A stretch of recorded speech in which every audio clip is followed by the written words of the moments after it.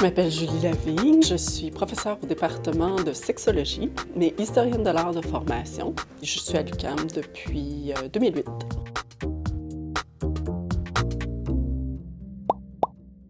Ce qui m'importe dans l'histoire de l'art, c'est vraiment de me consacrer à la valorisation du travail des femmes et justement aux œuvres qui abordaient la question de la sexualité. Donc, ce qui m'intéresse, c'est vraiment de comprendre les significations des œuvres de femmes, de les mettre en valeur d'une part, mais aussi de comprendre la parole de ces femmes qui très souvent va au-delà de simplement être une image et d'être le discours de l'artiste lui-même, qui est important, mais des fois ça dépasse, un peu comme les philosophes nous ont informés, nous informent encore de comment appréhender certaines problématiques contemporaines. Les artistes peuvent parler pour eux-mêmes ou elles-mêmes, mais les œuvres parfois dépassent le projet initial pour avoir une résonance importante avec ce qui se passe dans une société.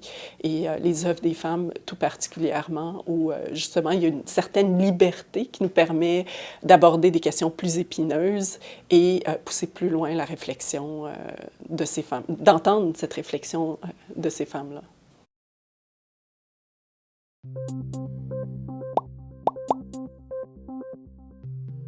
L'histoire de l'art nous a permis de découvrir des artistes femmes qui avaient beaucoup à dire, une parole qui n'était pas nécessairement philosophique ou académique, mais artistique, qui nous permettait d'avoir un regard sur des phénomènes de la société, sur la sexualité, sur l'art, et qui a enrichi les débats et qui nous a permis parfois de pousser plus loin, grâce à la liberté artistique, pousser plus loin certaines réflexions. La rupture dans les années 70 et 80 qu'a apporté le féminisme en histoire de l'art a laissé des séquelles, mais des séquelles dans le bon sens du terme. C'est vraiment les années 70, je pense, où on a commencé à s'interroger, mais pourquoi il n'y a pas eu de grands artistes femmes? C'est la question que pose Linda Nochlin, mais aussi la question que pose peut-être une décennie plus tard Griselda Pollock. Est-ce que l'histoire de l'art peut survivre au féminisme? Parce que le féminisme va décentrer le canon, va travailler les valeurs, les modes de production aussi, et finalement, effectivement, pourquoi il n'y a pas eu tant d'artistes femmes? Il y a un réel questionnement qui a ébranlé la discipline, mais je pense que la discipline s'en est sortie grandie. On a ouvert les objets d'études, notamment, et il y a eu l'influence un peu plus tard des cultural studies, donc des études culturelles, qui a élargi un peu le champ de l'histoire de l'art et le regard qu'on pose sur les œuvres aussi.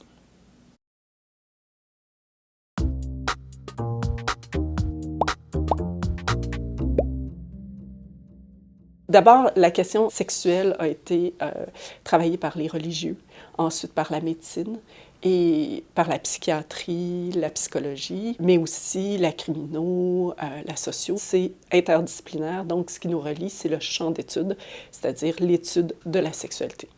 Comme la sexologie s'intéresse à la sexualité, bien évidemment, elle a eu une instance importante dans le féminisme. Je pense à Master et Johnson, qui ont mis de l'avant le fait que la sexualité des femmes n'était pas si différente de la sexualité des hommes. Notamment, la réponse sexuelle était tout aussi rapide et tout aussi observable.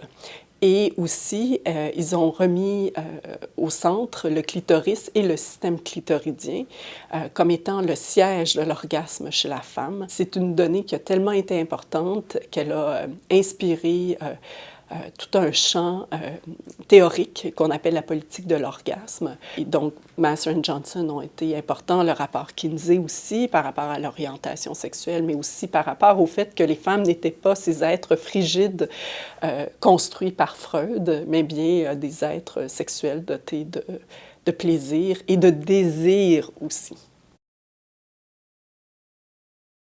À la fois, c'est important d'incorporer la question de la sexualité dans le féminisme, autant c'est important d'amener le féminisme dans la sexualité. Et il y a eu des perspectives moins féministes que d'autres, beaucoup de perspectives moins féministes, mais aussi beaucoup de perspectives féministes qui se sont développées, notamment la majorité des centres d'études sur la sexualité aux États-Unis sont rapidement devenus gender and sexuality, donc genre et sexualité, donc où la composante de justice sociale autour des genres est importante.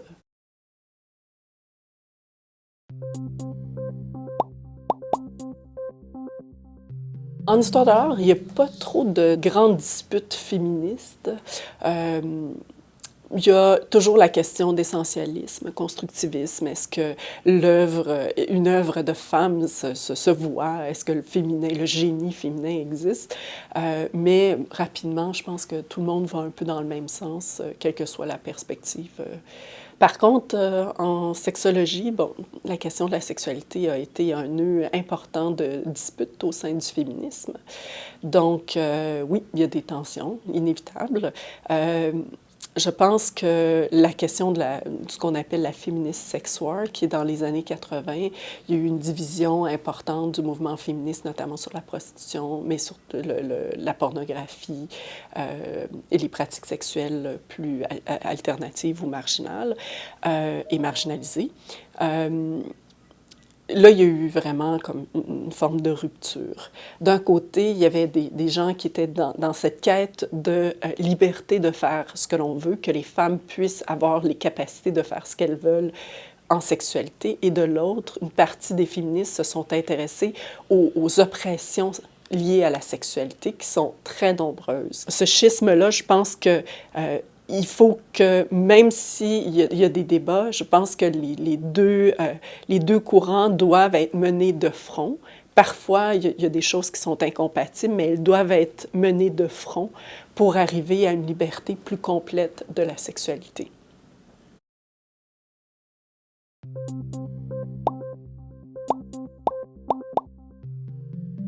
Le projet de recherche qui m'a occupé le plus ces dernières années, c'est vraiment la recherche sur la porno féministe. Donc, la porno mainstream va se développer surtout à partir des années 70 dans une formule plus légale et plus mainstream, donc qui va dans les cinémas et tout ça. Donc, on pense à Deep Throat notamment d'Annie Amo. Et à peine 10 ans après, on voit des maisons de production de femmes pour créer une pornographie par et pour les femmes. Très souvent, ça va être pour les couples, où la centralité du plaisir et du désir féminin est très important, est mis de l'avant, est mis vraiment sur la sellette. Ce courant qui se développe en même temps que la pornographie mainstream, va se développer, va se diversifier. Donc, à partir de la pornographie faite par et pour les femmes, il va y avoir une pornographie faite par et pour lesbiennes, qui va devenir, dans certains cas, une pornographie dyke, après ça, une pornographie queer, dans certains cas, va se tourner vers une pornographie trans. Et de l'autre côté, il y a un développement de plus en plus lucratif aussi pour une pornographie un peu différente.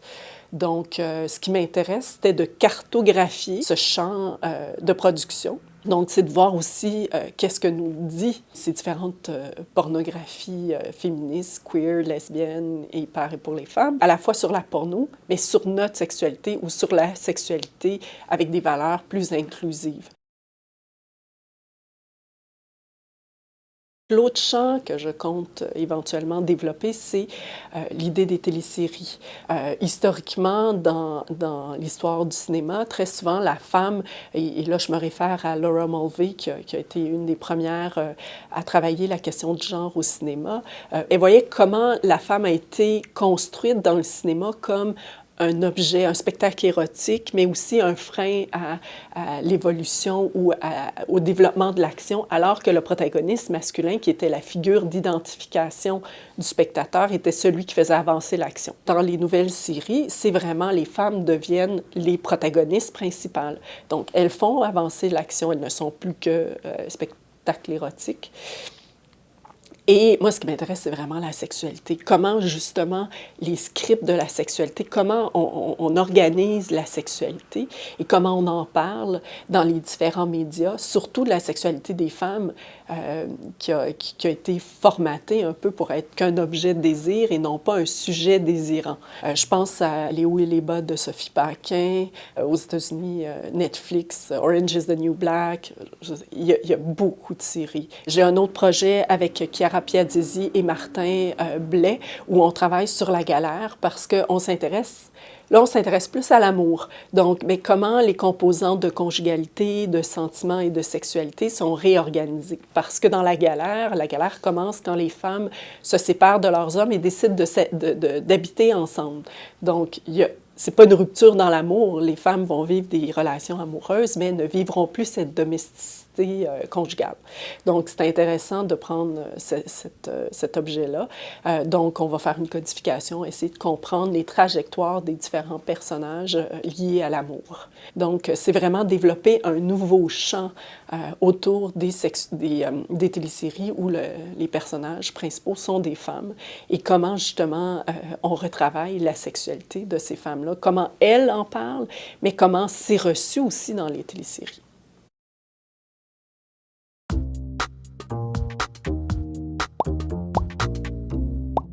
Je sens beaucoup d'enthousiasme, notamment à travers les inscriptions, à travers les demandes de direction, de maîtrise et de doctorat. C'est incroyable. Je suis obligée de refuser des étudiantes à chaque année. C'est la même chose avec mes collègues en arts et en sciences humaines. Il y a beaucoup d'enthousiasme de la part des étudiants.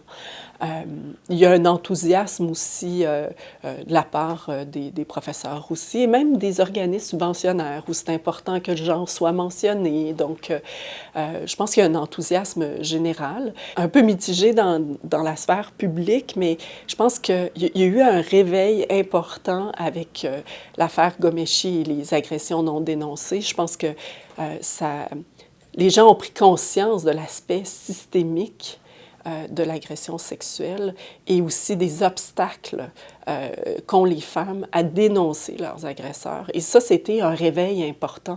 Et je le vois dans mes classes, la militance à l'UQAM en études féministes n'a jamais été aussi présente. Ouais, je pense qu'il y a beaucoup d'enthousiasme auprès des étudiantes et des étudiants aussi.